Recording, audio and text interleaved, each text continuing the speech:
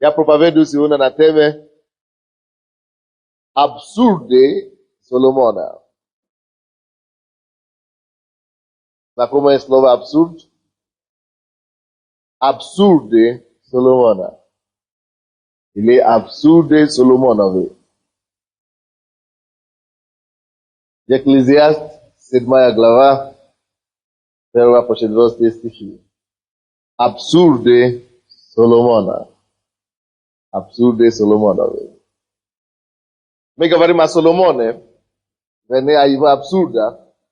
Но мы все знают, кто такой Соломон.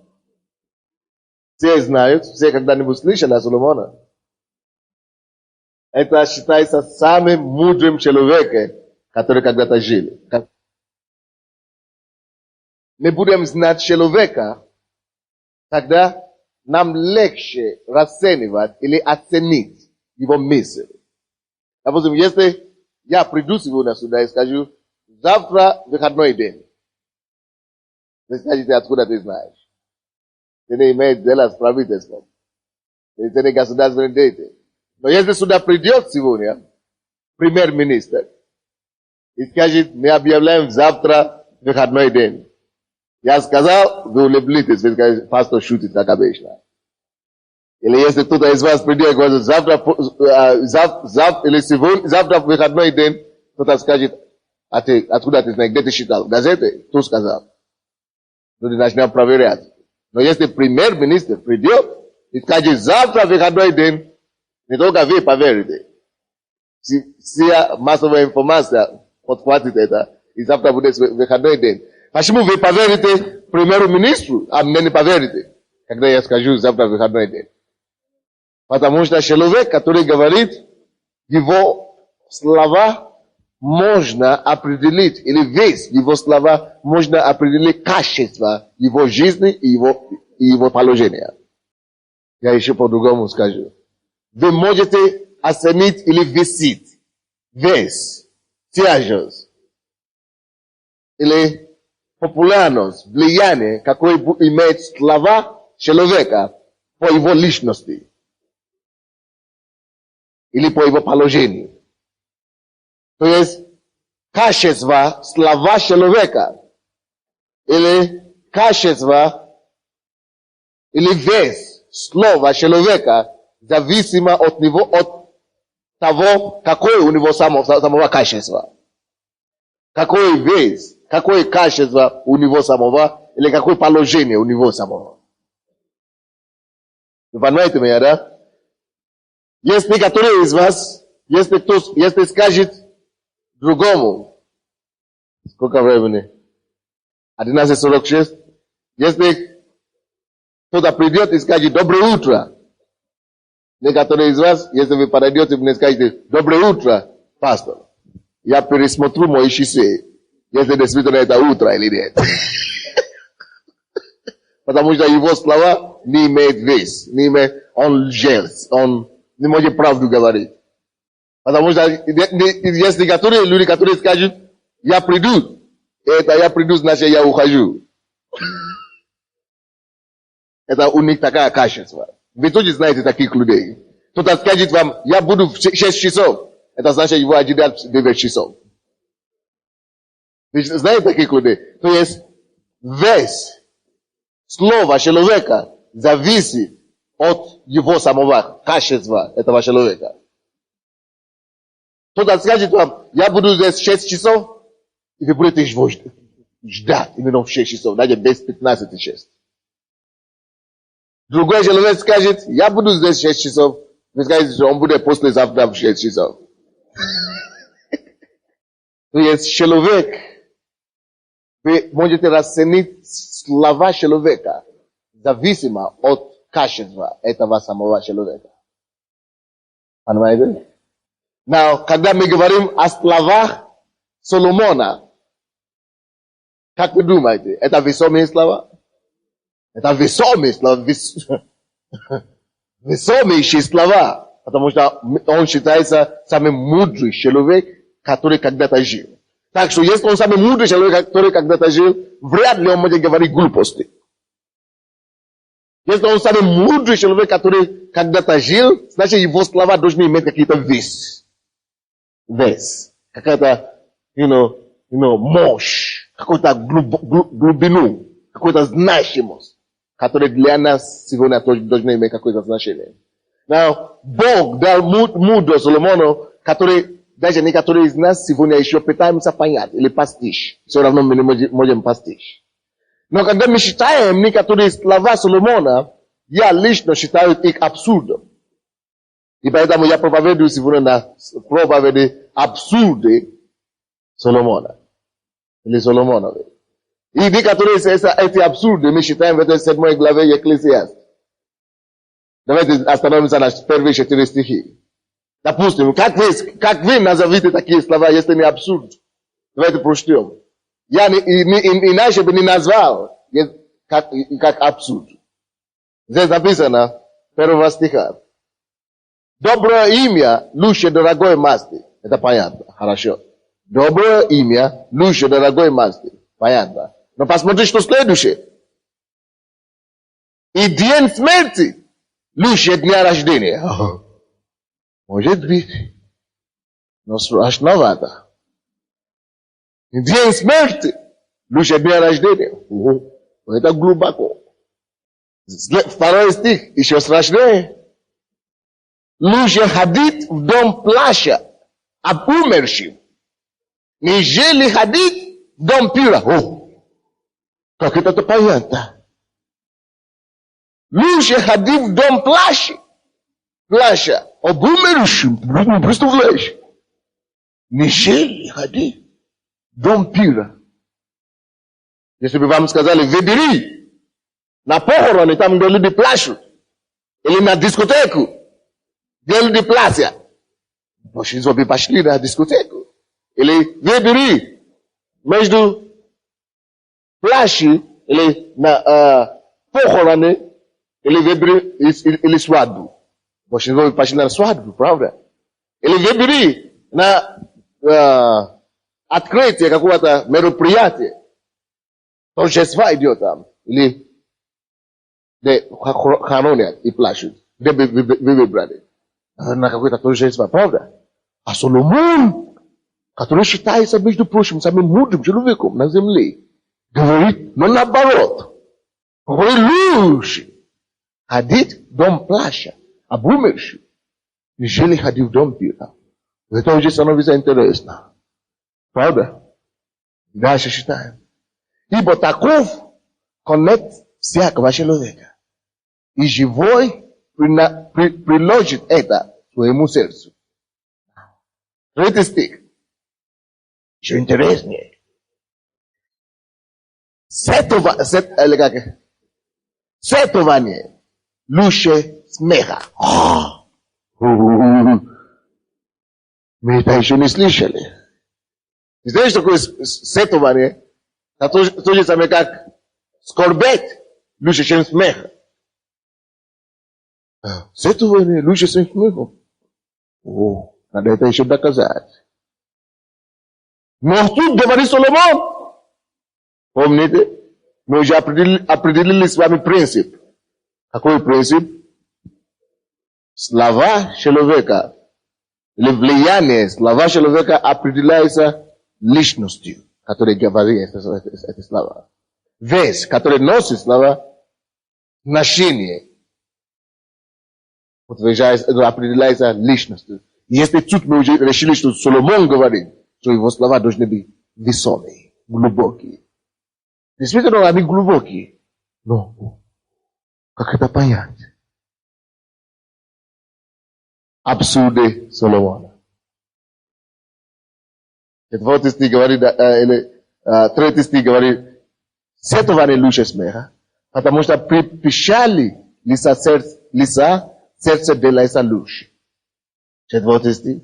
Сердце мудрых в доме плача.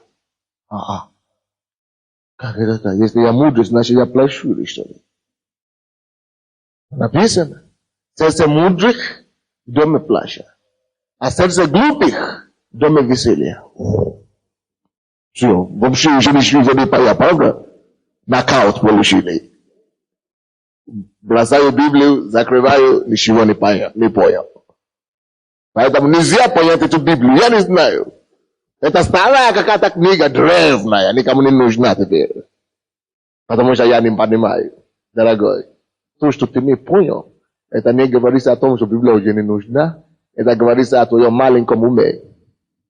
Потому что кто-то сказал, почему? Потому что ты не мудрее Соломона. Давайте будем смотреть на эти абсурды на самом деле. То есть на первый взгляд это абсурды. Но фактически Бог, когда Он открывает нам эти слова, то мы начинаем видеть, что ну вот как. Вот что спрятаться там.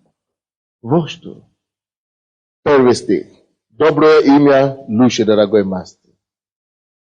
Это, конечно, все с этим согласны. So, доброе имя, по-моему, все логически соглашаются с этим. Доброе имя, конечно, лучше, чем масло. Что такое масло? Это масло. Драгоценное масло. Да. Драгоценное масло ointment. Или, как это? Масло, да? Масти. Не знаешь, что такое масти? Маз. Да, именно маз. Но Библия говорит, доброе имя лучше, чем маз. Что такое маз? Маз, в принципе, это то, что древние использовали, это как объект красоты. Маз. Они красили себя, мазали себя, разные вещи делали. Мазали. И как сегодня. То есть можно сказать тоже, что доброе имя лучше, чем серебро. Или доброе имя лучше, чем красоты. Подумайте об этом. Доброе имя. Неужели оно лучше, чем красоты? Если речь идет о каком-то обыкновенном человеке, который идет на улице, на первый взгляд бросается в глаза красоты. Какой плащ, какая одежда, какая машина, какой дом. Но человек не знает, что внутри прятается. Аминь. Но Соломон говорит, доброе имя лучше красоты. Это значит, мы с вами должны стремиться иметь больше всего доброе имя, добрый престиж, добрый отзыв о себе, нежели внешние оплески, внешнее поклонение, внешнее восхищение. Давай подумаем. Ты на чем строишь свою жизнь? На внешнем восхищении? На внешнем оплеске? Аплодисмента? На внешней такой аплодисменте и красоте? Восторга? Или действительно ты строишь свою внутреннего человека, ты строишь себя доброе имя? Чтобы после твоего ухода с этой жизни люди могли вспоминать что-то о тебе доброе. Какое имя ты строишь своему следующему поколению матери, которые живут нерасписанным любовником? Какое имя ты строишь? Доброе имя ты думаешь для следующего поколения? Представляете себе матери, которая живет одна, развелась с мужем. Она говорит, я живу одна, я имею право гулять. Все так живут. Я же одна. У меня ребенок растет 9 лет, допустим, или, скажем, 5 лет, или 13 лет, и ребенок видит, что это не отец. Это не папа. Но он приходит. Мама закрывается в комнате. Какой-то дядя. Кто это дядя? Дядя Иван, дорогой. Что у вас вместе? Ну, по работе мы дружимся, это друг, это знакомый. Разве ты строишь доброе имя твоему следующему, грядущему поколению? Таким образом, ты разрушаешь твое имя. Ты разрушаешь твое будущее. Соломон говорит, доброе имя Luce Nigeli красоты. Но ты хочешь, чтобы все было красиво, потому что тебе отдает копейки или зеленые. Дядя отдает что-нибудь по карману, или престижно, или неудобно одна остаться. Красоту ищешь, внешний восторг, внешнее восхищение, или внешнее, то, что должно нравиться внешне, или то, чтобы быть как все. Или что-то физическое, материальное. Как ты посмотришь на твоего ребенка в глаза, когда он поймет это? Не дай Бог, если она девушка. Она обязательно пойдет по твоим стопам. Обязательно. Значит, если у нее будет муж, для нее это будет нормально иметь еще кого-то. Ты не строишь доброе имя таким образом, ты строишь разрушение.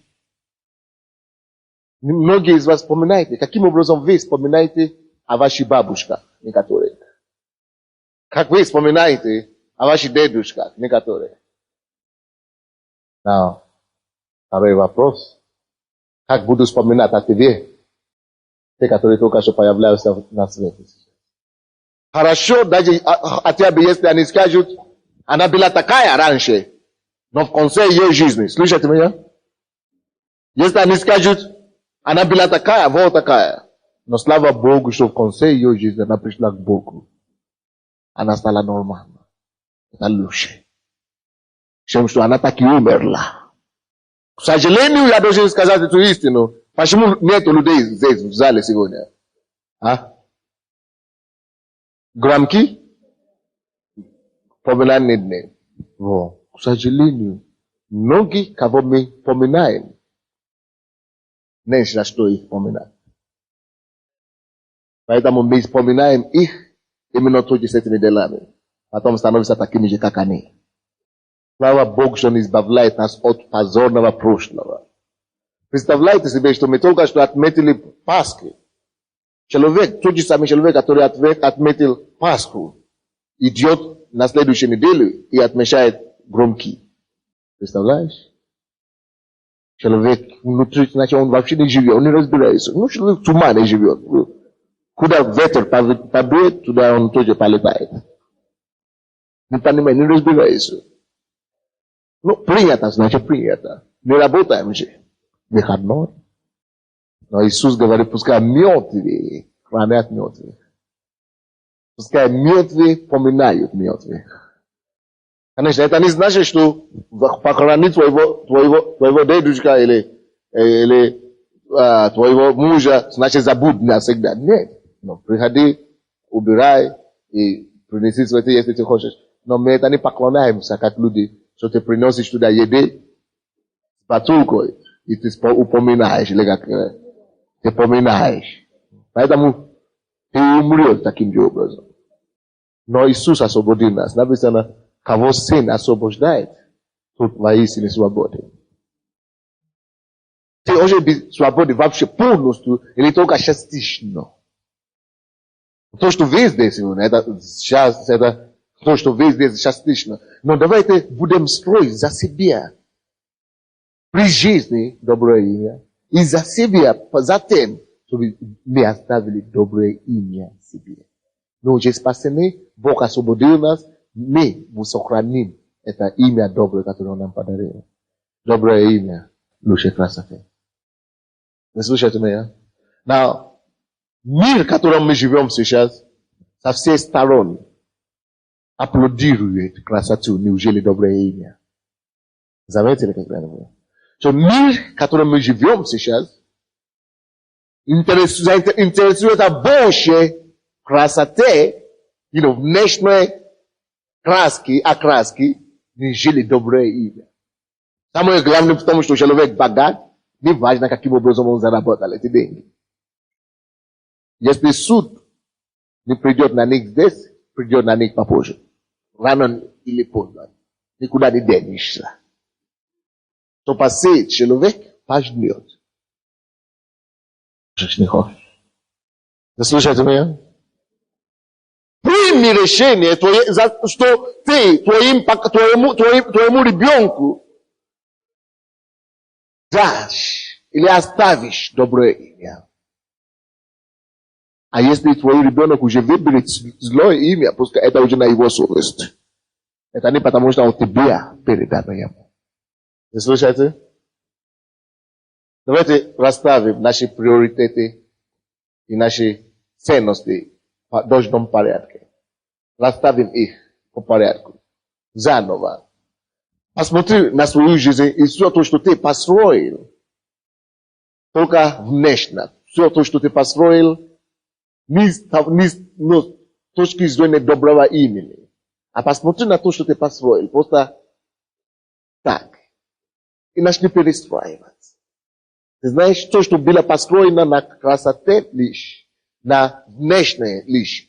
Это то же самое, что дом, который строится так. И соломе внутри. Не цемент. Не бетон.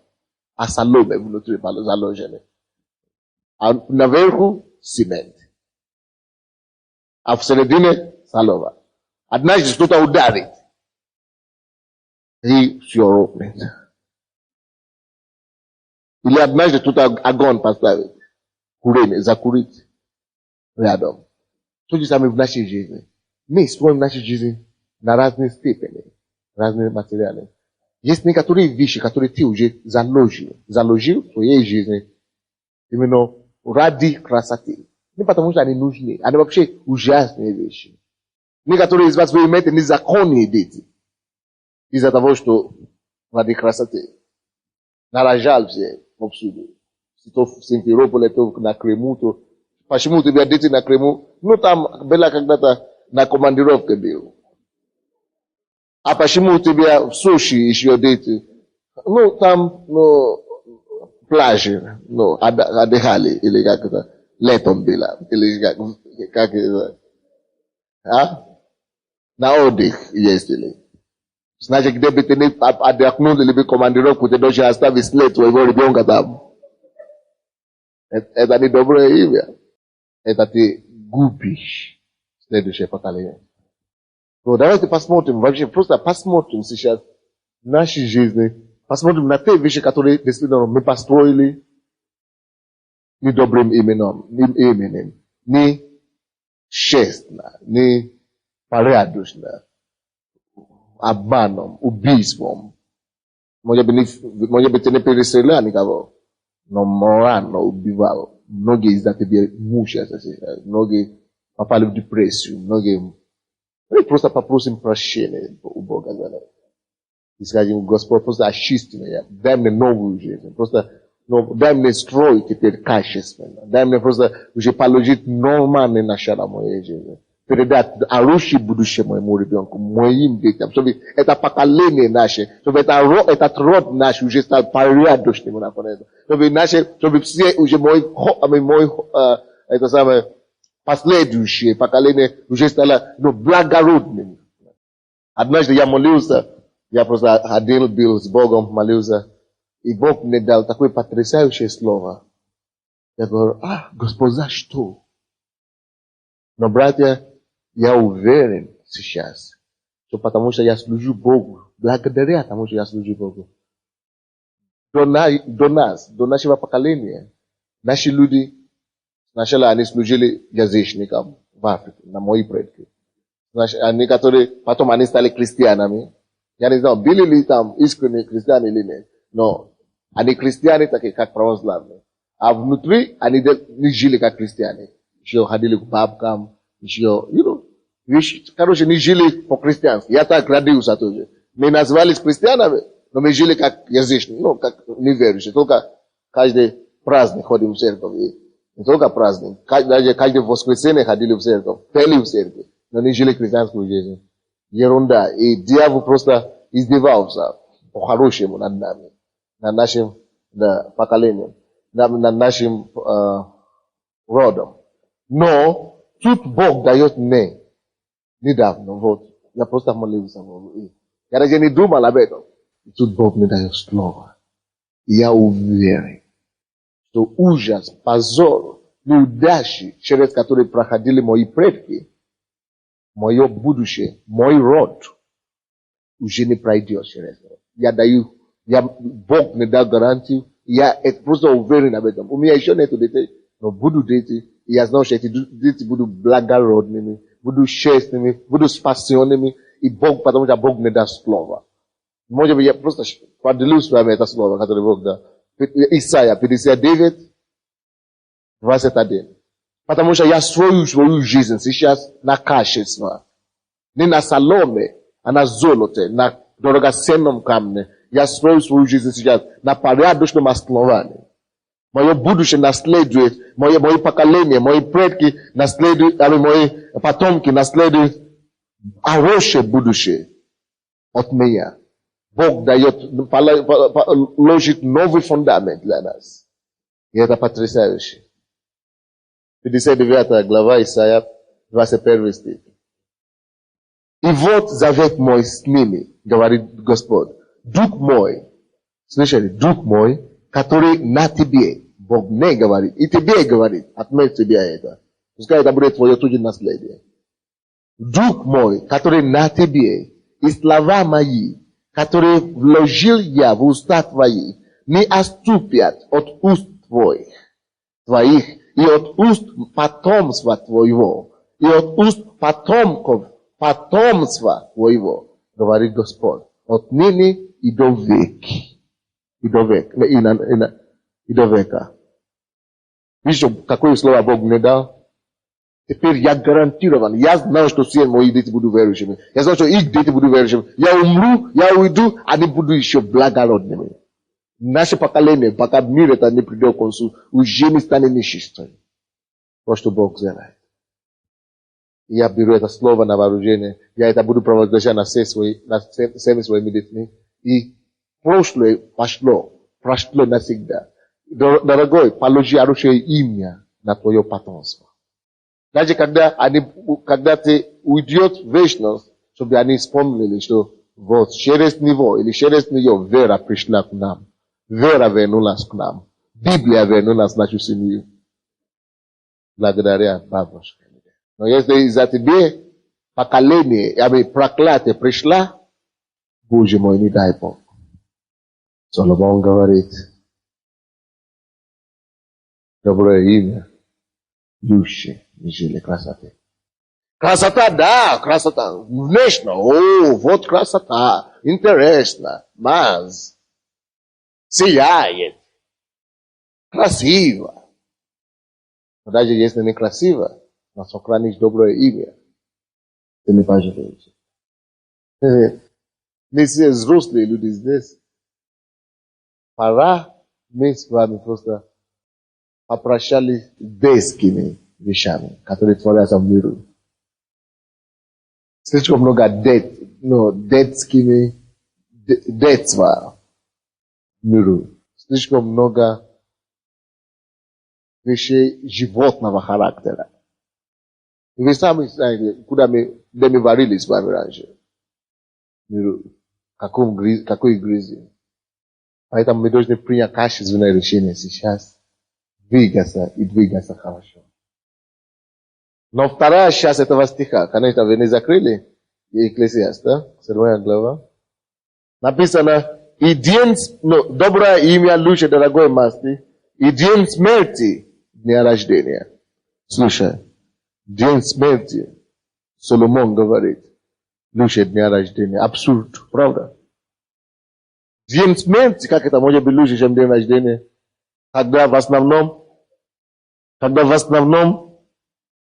в день смерти люди плачут, а в день рождения люди радуются. Если даже смотреть по реакциям людей, что люди приятно радоваться, когда человек рождается, пришел в мир, и приятно людям плакать и рыдать, когда он умирает. Значит, наоборот, вроде бы должно быть. Получается, что день рождения лучше, чем день смерти. Но Соломон сказал, что это скорее всего наоборот. Что день смерти лучше, нежели день рождения. Иди сюда, сестра. У нее кто-то там есть. внутри. Заметили кто-нибудь? Она раньше пела здесь, была стройная и худая. Но потом что-то появилось. Здесь ребенок, который будет иметь славное будущее. Now, ты будешь радоваться, когда родится ребенок у тебя? Конечно. Да? Потому что принято. Нет, потому что это Господний ребенок. Потому что это самая большая радость. То, что я просила, то я получила. А если бы ты не была в церкви? Я все равно радовалась. Вот, потому что принято. Ну, тогда бы, потому что принято. Потому что хорошая вещь. Ну, родился ребенок, правда? Конечно, материнское счастье, по-моему, самое лучшее вещь. Видите, материнское счастье заставляет людей действительно радоваться появлению ребенка на свете. Но мало кто задумывается, каким он станет завтра. Вы скажете, это уже не моя проблема. Ты тогда садист настоящий. Садист настоящий. Я уже привел его в мир, тогда это не моя проблема. Тебе расстрелять надо. Именно об этом прежде всего надо думать. И надо задумываться, прежде чем его привести в мир. Вы слышите меня? Вот почему с другой стороны подумал Соломон и пришел к другому выводу. И говорит, между прочим, радоваться-то нужно не когда он рождается только. Радоваться нужно, когда рождается. Это большое счастье, большая победа. Но в точке зрения Соломона лучше даже радоваться, когда человек умирает. Когда моя мама родила меня, вся семья радовалась. Дали мне разное имя.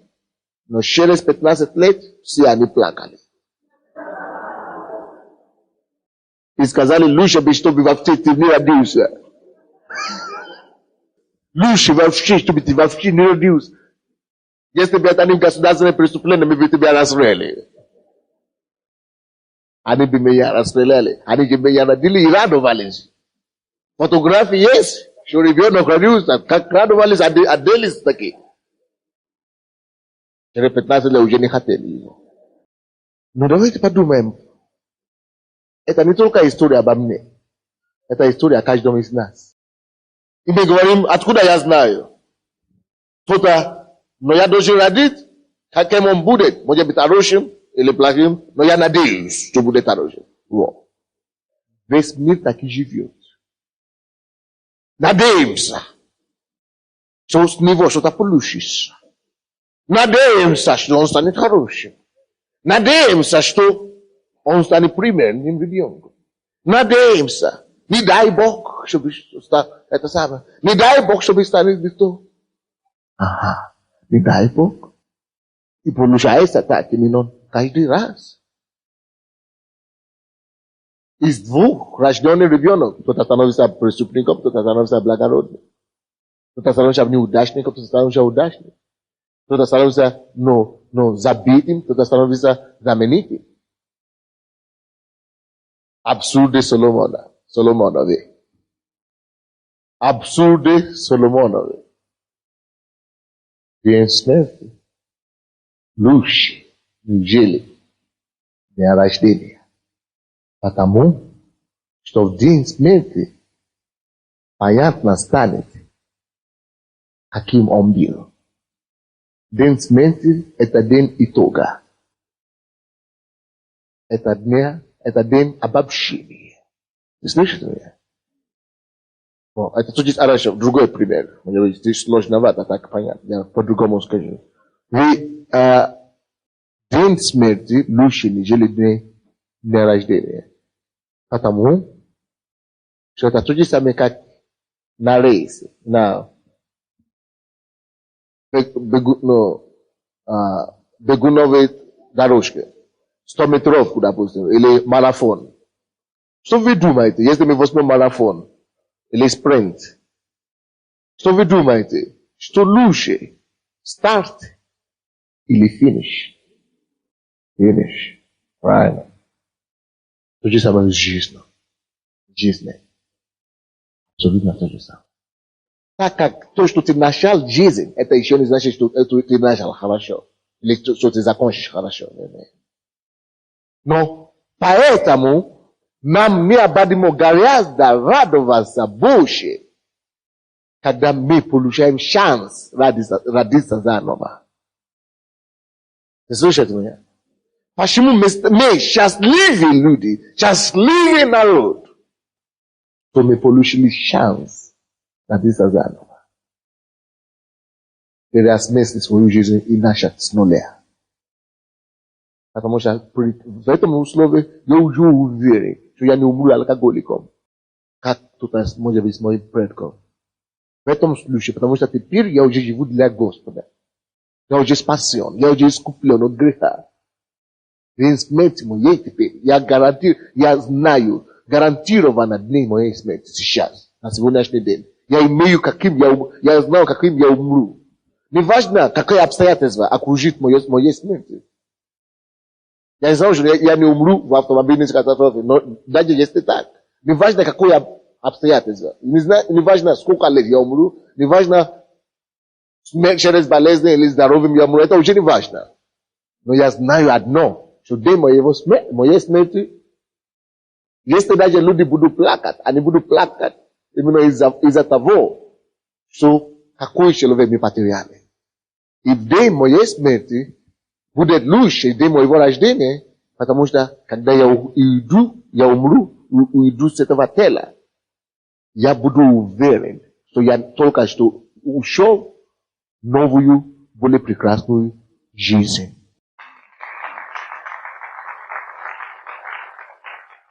В этом случае, день смерти для меня теперь, на сегодняшний день, я просто знаю и уверен об этом, что день смерти для меня теперь, это уже самый счастливый день. Это есть день, когда я рождаюсь заново в загробной жизни. В Царство Небесное. День смерти теперь для меня, это день встречи с Иисусом. Это самый потрясающий день. Это день, когда я пойду получить награду за жизнь, которую я жил здесь. О, это тот день, когда я пойду встретиться с ним, и он мне скажет: добрый пожаловать, добрый верный раб, спасибо, что ты послужил мне на земле, спасибо, что ты спас столько людей. Это день, когда я увижу со многими членами этой церкви, которые уже до меня умрут, которые уже получили свои награды, венцы. Это день соединения, это день радости, это день объединения, это день свидетельства, когда мы расскажем друг другу, как мы победили, как мы дошли до конца, как мы сражались через преграды, как мы победили грех, как мы победили беззаконие, как мы преодолели, несмотря на все оппозиции врага, несмотря на все сопротивления. Это дни счастья, это дни восставания в жизни, это дни воскресения, которые настоящую жизнь, от которой мне уже не придется умереть, или от которой мне уже не придется уйти. Я уже не умру никогда. Это дни воскресения, дни начатки жизни, по-настоящему. Дни смерти для меня это приобретение, как для Павла.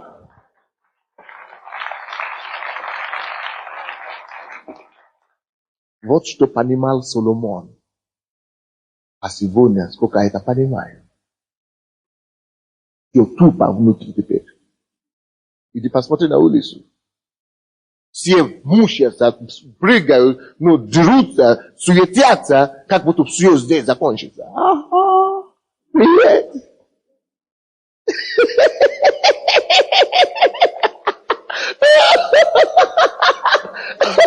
Привет. Туго тебе будет потом там. Филиппийцам, 1 глава. Филиппийцам 1:21. О чем я проповедую сегодня? Не только об абсурде. Абсурд чего? Абсурды Соломоновы. Абсурды Соломоновы. Филиппийцам 1:21. Филиппийцам 1:21. Нашли? Написано. Кто говорит? Павел. Ибо для меня жизнь Христос. Чудесно жить. Потому что для меня жизнь Христос. Я без него не желаю ни на один день жить. Слушайте меня? Без него, без Христа, не имею малейшего желания даже жить в один день. Потому что это тяжело. Туго для души. Но Павел говорит, жизнь это Христос, это хорошо. Иисус со мной, Он утешает меня. Он облажает меня благостью. Это хорошо. Но как по поводу смерти? Ибо для меня жизнь Христос, а смерть приобретание. Видите? Смерть чего? Приобретение. Смерть приобретение. Положи сюда. Ама, иди открой твою Библию. Смерть приобретение. Now, ты, посмотрите все на меня, пожалуйста. Для тебя смерть это что? Тише. Задумайся, я имею в виду. Тебе ответ. И на каком факте ты основываешь свой ответ? Просто хоррор ответить. Ой-ой-ой-ой. Чтобы день смерти для тебя не стало страшным судом. Не дай Бог, не дай Бог, не дай Бог. Чтобы день смерти для кого-то стало день встречи с адом, с озера огненным. Не дай Бог, не дай Бог, не дай Бог. Особенно если вы слышите эту проповедь сегодня. Если вы уже попали сюда, в эту церковь, тебя нет оправдания. Ни здесь, ни в вечности. Почему попасть? Для Павла, la четкое дело. Он еще живет, но он был уверен. То есть, если я умру, и не важно, когда я умру. Слышишь? Не важно, когда. Не важно, запланированная или запрограммированная смерть или случайная смерть. По-любому, об одном уверен. Смерть для меня будет приобретение. Когда я умру. Смерть будет приобретение. Господи, помоги нам. Иисус, помоги нам. Помоги нам. Скажи, Иисус, помоги мне. Знаете, есть некоторые вещи. Мы живем так, мы все живем. Ну, конечно. Хорошо, хорошо. Но слышите, внутри никто не живет, никто не знает, что я прошу внутри. Так? И никто не знает, что ты прячешь внутри. Но слушай. День смерти, к лучшему или к сожалению, это все обнаружится. Как ты думаешь об этом? Это все обнаружится. Поэтому даже если, скажем так, что вы живете так, может быть, скажем, слабость есть. То есть вы падаете в грех или вы имеете какие-то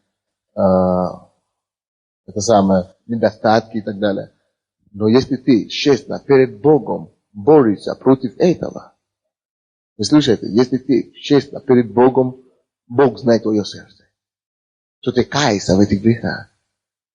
Библия написано, из крови Иисуса очищает нас. Это не обнаружится. Потому что он говорит, если мы исповедуем, он забивает. Это никак не существовало. Но если ты живешь и скрываешь что-то внутри, вот тогда по-настоящему увидишь огромный экран, телевизор на небе. Посмотри на свою жизнь. Господи, а я уже забил. Забил, а я зафиксировал все. Откровение. Откройте. Откровение. 21 глава. Откровение 21 глава, с 1 по 7 стихи. Откровение 21, с 1 по 7 стихи. Вообще, да, 1 по 8 стихи давайте будем. По 7 сначала, а потом будем читать 8. Открыли? Это последняя, между прочим, книга в Библии. Последняя книга. Откровение 21. Здесь написано.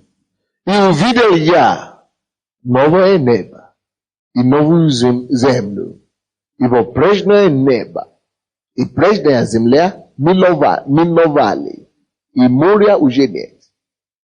Слышите? В конце концов, рано или поздно, это будет, да? Слышите?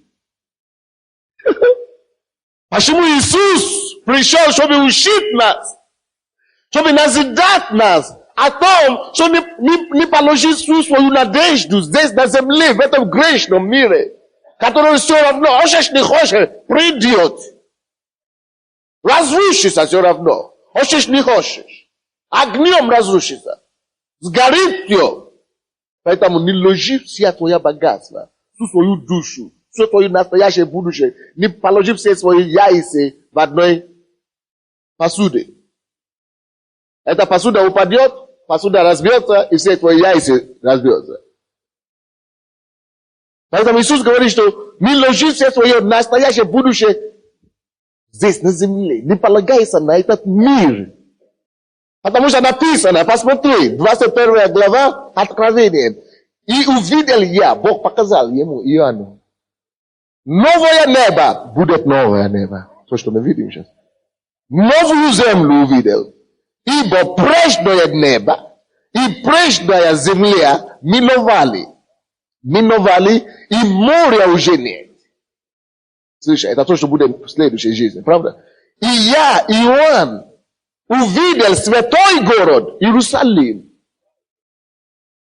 новый, сходящий от Бога с неба, приготовленный, как невеста, украшенная для мужа своего. Это город такой. Как невеста. Вы видите, как невеста, которая уготовлена для мужа своего, красивая, правда? Белое платье, все же, но украшенное, правда, да? Невеста. Вот, таким образом, как невеста прекрасная и славная, таким образом будет выглядеть новое небо, которое придет, новый Иерусалим. Чистенько. Потому что написано, ничего не чистое не наследует.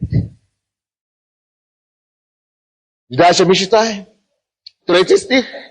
И услышал я громкий голос с неба, говорящий, вот скиния Бога с людьми, скиния, то есть дом Божий с людьми, и Он будет обитать с ними. Бог будет обитать с ними, с людьми. Ха-ха-ха. И подумай, кто будет среди этих людей? Я буду там. Я об этом железно уверен. То, что я попаду туда, 100%.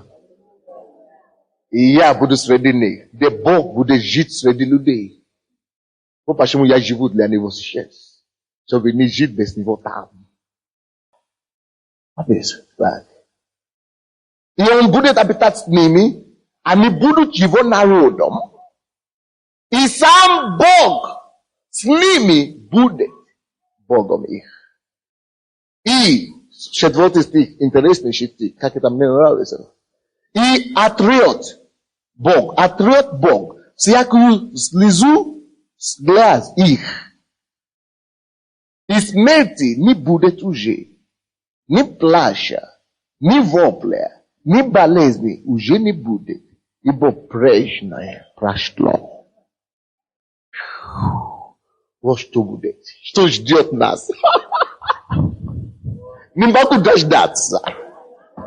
Не могу дождаться Нового Иерусалима, новое небо. Просто не могу дождаться. Не могу дождаться. Вот почему сейчас, я не терплю сейчас. Мне неплохо, мне хорошо здесь живется. С Иисусом хорошо жить. Но я говорю вам, с нетерпением жду ту жизнь. С нетерпением жду то наследие, то место, которое пошел готовить для нас Иисус. Вдруг что-то меня перебивает сейчас. Есть женщина здесь, у вас женская болезнь тоже. Я молился об этом, я знал, но кто-то еще имеет проблемы, и это серьезная проблема по-женски. Это связано с утробой, и таким образом. Положите, пожалуйста, руку на себе, и я буду молиться за вас. Бог исцелит вас. Господь исцели этого человека сейчас. Я запрещаю эту болезнь. Я аннулирую эту операцию. Я молюсь, чтобы Божья операция произошла. Божье исцеление пускай придет на вас. Там, где вы сидите. Во имя Иисуса Христа. Аминь. Слава тебе, Господь. Аминь. Но пишется здесь. Тогда тот новый дом на небе написано отрет Бог всякую слезу. Там уже слезы не будет. Ни за что плакать больше. Ты можешь попрощаться со слезами там. Он отрет, Бог сам отрет всякую слезу с глаз. И смерти не будет уже. Ни плача не будет, ни вопля не будет, ни болезни не будет. Уже. Ибо прежнее все прошло. 5 стих. И сказал сидящий на престоле: вот творю все новое. И говорит мне: напиши, ибо слова эти истинные и верные. И сказал мне: совершилось, я есть Альфа и Омега, начало и конец. Жаждущему дам даром от источника воды живой. Жаждущему дам даром от источника воды живой. Слушайте, посмотрите все на меня, на балконе здесь. Ты честно, будь честным самим собой. Ты, в принципе, жаждешь ли ты духовные вещи? Нет, я знаю, что большинство из вас да. Но многие из вас вы приходите сюда как на клуб, как в клуб. Очередной клуб. Но Бог же знает сердце. Может быть, я не знаю твое сердце, но Бог-то знает. И написано, Бог дает пить, как там, даром воды жизни, значит, чтобы жить в вечном Царстве Божьем. Бог дает воды жизни только тому, кто жаждет. Имеешь ли ты жажда внутри, действительно, познать Бога? По-настоящему, просто познать чисто, просто познать Бога. Жажда такая, стремление такое, есть ли у тебя? Или тебе вообще составляют, послушай. Или тебя составляют. Бог дает даром воды жизни жаждущим. Имей жажду по Богу. Имей жажду по Богу. Считай больше. Приобретай кассеты, видео, аудио, что угодно. Покупай себе, у тебя нет деньги. Иди работай, заработай деньги. Купи книги, купи Библию, считай жажду Бога. Жаждущему дает даром воды жизни. 7 стих. Побеждающий наследует все. И будут ему Богом, и он будет мне сыном. Побеждающие — это те, которые устоят до конца с Богом. Побеждающие. Почему именно побеждающие? Причем тут победа? Потому что устоять с Богом до конца, это не просто, дорогие. Потому что мир нас тяготеет. Мир нас тянет. Дьявол составляет нас делать что-то плохое. Чтобы мы отпали от благодати, отпали от Бога. Давление идет на всех нас. Вы думаете, что я пастор, на меня не идет давление? О, привет. Искушения идут на всех. Тем старше ты становишься, тем больше искушения. Это нормально. Поэтому мы именно нас называют побеждающие. То мы видели до конца. Вы знаете таких людей, которые когда-то ходили в церковь, может быть, год, или месяц, или пару месяцев, а потом больше не ходят. Знаете такие? Есть такие? Но это не победившие. Все. Отступили. А те, которые устоят до конца, написано, что наследуют все. Мы с вами наследуем все. Все, за что сейчас мир борется. И, все. И борется и суетится. Мы наследуем все написано. Мы наследуем все. Мы наследуем все. Но 8 стих, это уже страшно. Начинается. Написано тут, боязливых же и неверующих. Неверных, то есть как неверующие. Боязливые, неверующие и скверных, или грязных, нечистые, и убийц, и любодеев, те, которые живут без брака в половом отношении. Секс вступают и живут там без законного основания. И те, которые изменяют жен, и мужей изменяют. И шарадеев, и идолослужителей, и все лжецов. И тут лжецы. А вроде бы, солгать чуть-чуть не страшно. Страшно, дорогой. И все лжецов участь в озере горящим огнем и серою. Это смерть вторая. Люди, которые жили без Бога и наслаждались всякой нечистотой, которые жили в греху, написано, что их будет участь озеро огненное. Давайте вернемся, пожалуйста, в Екклезиаст. 7 главу. Екклезиаст, 7 глава. Екклезиаст, 7 глава, 2 стих. Если у вас Библия, посмотрите. Если у вас нету Библии с собой, может быть, у соседа посмотрите.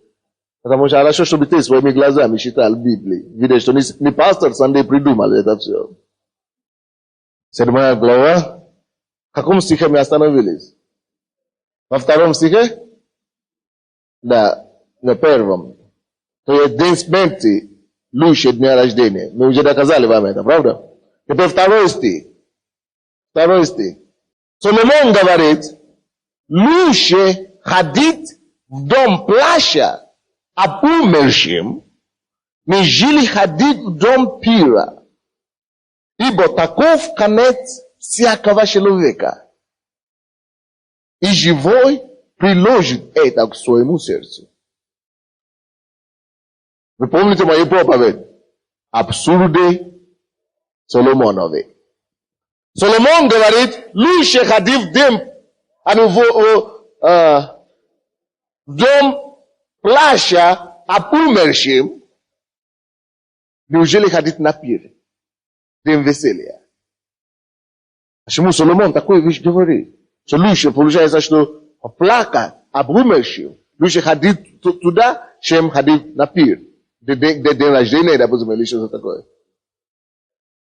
Но тут, в этом стихе, это еще легче. Тут Соломон сам объясняет. Это лучше, потому что ибо таков конец, то есть смерть, конец каждого человека. Ибо таков конец всякого человека. И живой, человек, который живой, приложит это к сердцу. Почему лучше ходить в дом плача за умершим, чем ходить в дом пира? Слышите? Потому что для мудрого, для живого, написано, живой положит это в сердце. Для мудрого, для живого человека, который действительно жив внутри, дом плача, когда человек умер, об умершем, это то, что напоминает его, что этот мир не его вечный дом. Что каждому придется покинуть этот мир, и что ему тоже, вот это тот умер, вот сейчас трупа лежит, так? Но он умер, это его очередь пришла, это его день пришел. Мой тут день наступит. Человек, который мудрый, думает, он идет в дом плача за умершим, потому что это составляет его думать о его вечности. Задумываться о том, как он живет его жизнь на сегодняшний. Вы слышите меня? Он задумается. Когда он видит, что его друг какой-то умер, он начинает задумываться. О, Боже мой, а как я живу? А как я живу? Какая у меня жизнь? Какой у меня будет конец? Куда я иду? А человек веселья, человек пира, значит, когда человек умер, они не идут в дом плача. Человек умер, они идут в дом веселья в это время. Наш друг умер, давайте за него бутылки откроем. Ну, конечно, умер, он ушел, они начинают веселиться, бутылки открывают. И, за компанию, или как они говорят, за Zapakoya. И упокоя, да. Ну, я там не был, но... Они начинают открывать, то есть они превращают смерть человека в повод веселиться, повод, пить, повод пирствовать. Они не задумываются, такие люди не задумываются никогда о своем конце. Но поймите, братья, неужели вы не понимаете, что все равно, рано или поздно, конец наступит каждому. Братья, разве это непонятно, правда? Рано или поздно, конец наступит каждому. Каждый умрет. Но Соломон говорит, мудрый человек, когда кто-то умер, он идет в дом плачет. Он начинает задумываться о том, как он живет. Вы знаете, я даже еще не пришел к Богу. Когда я еще не пришел к Богу, я видел, что разные люди умирали. Я всегда знал, что это не может быть конец. Неужели они умерли, это уже все? Это не конец. Это не конец. Если это был конец, помните, все вы уже услышали такие рассказы, да? Что кто-то умер, сердце остановилось, вроде бы умер, да? Пульс, не? И через какое-то время, на реанимации, допустим, опять приходит к себе. Опять жизнь ходит.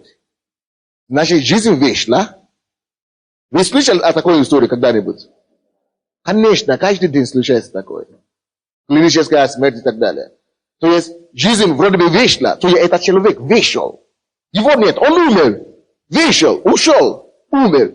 Слушай, если он действительно пропал, если это конец, если смерть уже наступила, это уже конец, уже умер, пропал, уже все растворился. Если он растворился, тогда откуда он появился опять? Значит, он только вышел с этого тела. Если люди могут возвращаться, значит, он живет еще. Он только вернулся в это тело или вышел с этого тела. Потому что каждому придется однажды умереть, и каждый выйдет и приобретет духовное тело, другое тело, и станет перед судом Божьим, как он жил.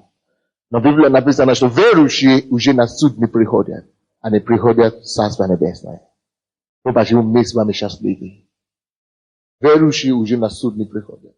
Но здесь, смотрите на этот стих. Лучше ходить в дом плача об умершем, нежели ходить в дом пира. Ибо таков смерть, конец всякого человека. И живой приложит это к своему сердцу. То есть своему сердцу приложит. Он задумывается об этом. Размышляет об этом. Человек тут умер, значит я тут умру однажды. Как я живу? Я буду дать отчет себе сейчас. И Бог мне не даст отчет. Буду испытывать себя сейчас, что Бог меня не испытал. Лучше сужу себя сейчас, что Бог меня не осудил. От Матфея откройте 14 главу. Не закройте, конечно, Екклезиаст, но от Матфея откройте. От Матфея или... Да, хорошо. От Матфея 24. От Матфея 24. Буду читать 37 стиха по 39. 37 по 39 стихи. От Матфея 24, 37 по 39. Но как было в дни Ноя, Иисус говорит, как было в дни Ноя, так будет и в пришествии Сына Человеческого. Ибо как в дни перед потопом, ели, пили, женились, выходили замуж, до того дня, как вошел Ной в ковчег. И не думали, пока не пришел потоп, и не истребил все. Так будет и пришествие Сына Человеческого. Слушайте, когда смерть наступает, есть два категории людей. Кто-то задумывается раньше его дня, его конца. А кто-то пирсует, пьет, выходит замуж, женится, не задумывается. Братья, давайте научимся. Почему мы, как христиане, не делаем это грабки, не отмечаем грабки? Почему? Очень просто. Потому что мы не хотим уподобиться этому глупцу, который в день смерти, который, когда кто-то умирает, он писает. Он начинает искать возможности и выходы, чтобы отметить что-то, чтобы что-то пить, чтобы где-то гулять и веселиться. А который в день смерти кого-то, наоборот, берет это в сердце. Задумывается о день его жизни, который оставшийся, и день его смерти, и какой будет суд в его жизни. Вот почему мы не ходим туда, в эти гробки или в эти могилы, чтобы, с конфетами. Мне рассказывали вчера, что люди идут туда с конфетами, с бутылками, с пищами разными. Написано. Ничего нового здесь на свете нет. Вы слышите меня? Все уже написано в Библии, только люди не читают Библию. К сожалению. У меня нет времени, мое время заканчивается, у меня должна быть передача еще сейчас. Но давайте я попытаюсь быстренько закончить. Можно читать дома еще к Римлянам 13-12.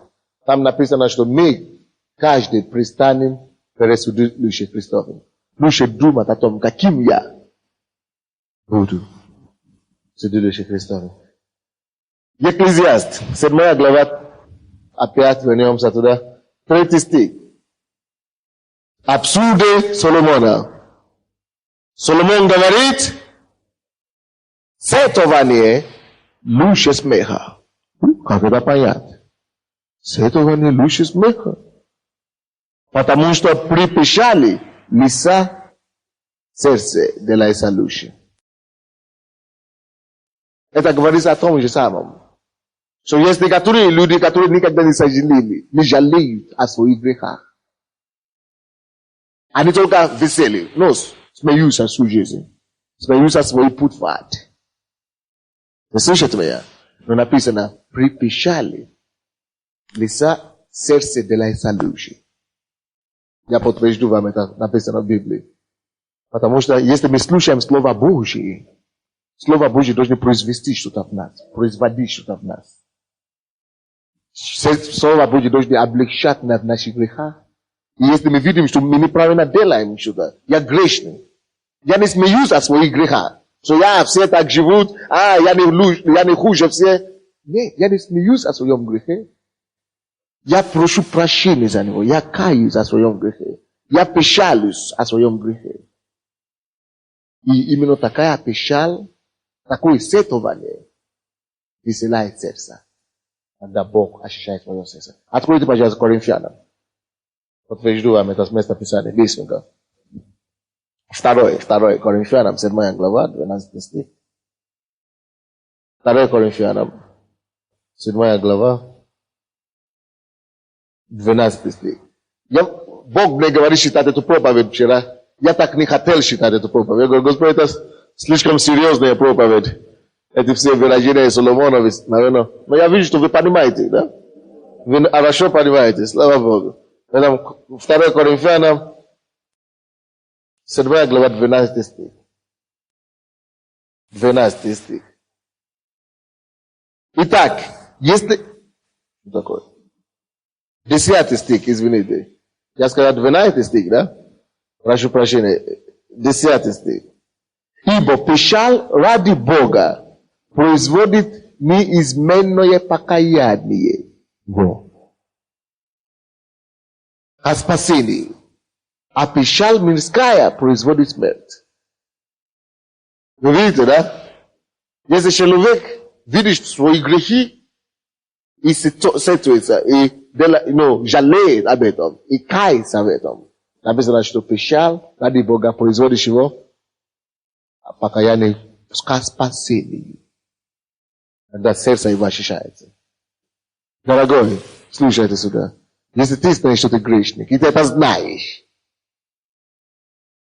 не обходи Вот так. Я так не оправдаю. Ну, перед кем ты оправдываешься? Перед Богом. Лучше печататься. Лучше сожалеть о своем положении. О своем грехе. Господь, я такой. Прости. Прости, Господь. И не только говорить прости с гордостью или надмением. А ведь просто побежать вперед, пасть на твои колени, попросить Бога прощения, Господь, прости меня. Я грязный, я негодяй вообще. Сколько у меня грехов в жизни. Но, Господи, если ты можешь, прости. Вот такая печаль, такое сетование, говорит, производит покаяние к спасению.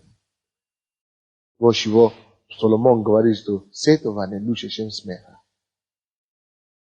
А ты будешь смеяться так, что тебя никогда задумываться об истинном положении твоей души. Будешь веселиться, чтобы никогда покаяться.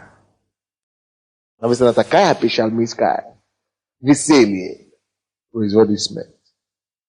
Говорят тебе, Адриан, иди в церковь, не иди в ад, не иди в ад. Ты говоришь, какой ад, я успею, я еще не готов.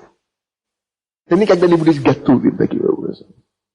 Бог не хочет, чтобы ты был готов. Бог говорит, и кайся. Брось гордыню. Брось надмение сердца. Гордость житейская. Ну смири себе перед Богом, в конце концов. Пока Он тебя еще не дал. Не даст по голове. Пока Он тебя еще милует. Расстайся с грехом своим. Он даст тебе жизнь. Есть женщина другая в церковь, в зале, у вас кровотечение, пожалуйста. Положите руку на себя во имя Иисуса, я запрещаю это кровотечение. Я постановляю вам здравие во имя Иисуса. Будьте здоровы. В имя Иисуса. Аминь. Притчи 29:1 говорит, что если человек не кается, он получит то, что ищет. Он найдет то, что ищет. Притчи 29:1 написано. Человек, который будучи облегчаем, ожесточает свою сердце или вину свою, внезапно закрушится и не будет ему исцеления. Человек, который облегчает, будучи облегчаем, и ожесточает при этом в сердце своем, ты слушайте меня, тебе предупреждает, тебе облегчают первый раз, второй раз, третий раз, а ты ожесточаешь свое сердце. Написано, что будет ему внезапная смерть. Внезапная смерть. А внезапная смерть, это значит, что когда покаяться, не успеет. Это ужас. Это просто ужас. Я не буду закончить эту проповедь вообще, не стоит. Может, вы все поняли.